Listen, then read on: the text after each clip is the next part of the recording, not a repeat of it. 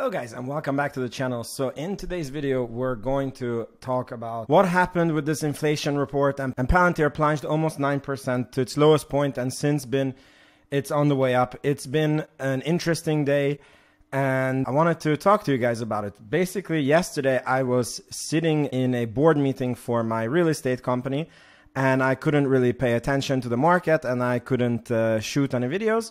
But I wanted to keep check, So what I wanted to see was, I knew that everybody is waiting for the inflation numbers, even though it has nothing to do with Palantir. Palantir is a very inflation-proof company. I don't need to go through the points that, they have 2.3 billion on the balance sheet, no loans basically, and, super high gross margin in the company, and they have pricing power. So really, inflation has nothing to do with Palantir, but the market seems to be so much fixated on it because of, Fed and the interest rates. And what I wanted to see personally was that, we had this 9-point-something%, which seems to be the peak inflation, and then it was 8.5, I believe. And then I was like, okay, we just need to get a lower number. And I saw the number and I know that the market was expecting 8.1 and the number became 8.3. And I was like, okay, it's not a big deal. It's still lower.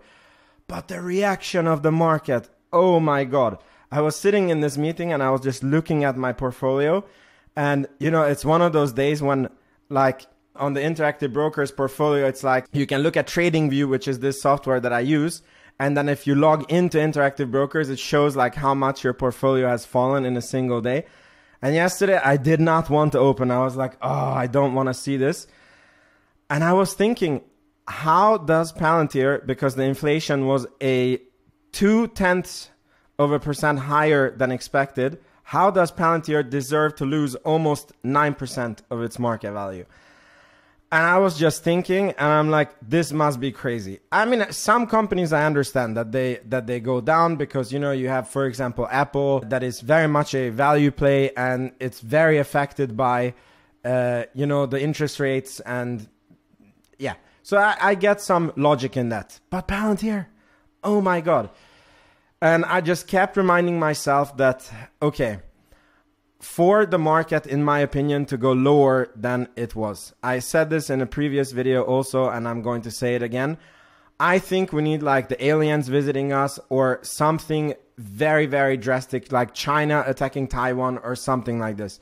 So I feel, again, this is my opinion only, this might be the ramblings of a Swedish man, but this was the lowest point of Palantir, and also this happens to be the lowest where the S&P 500 seems to have bottomed. Now I believe that there's a slight chance the S&P 500 might revisit this point, but you see it's much comfortably higher than that. But to go lower, again, we need like aliens visiting, or Kamala Harris to become the president, or China attacking Taiwan, or I don't know what, but something very, very drastic. And the inflation being a few tenths of a percent point higher than expected, but still falling, is just not one of them.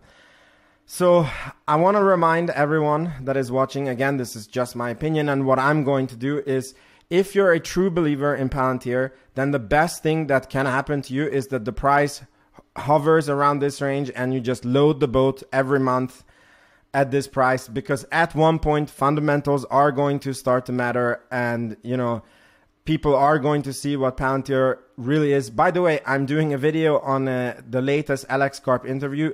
Some crazy good things that have been said there. Can't wait for you guys to see it. So I'm very confidently loading the boat, but again, I might be wrong, I might be inaccurate.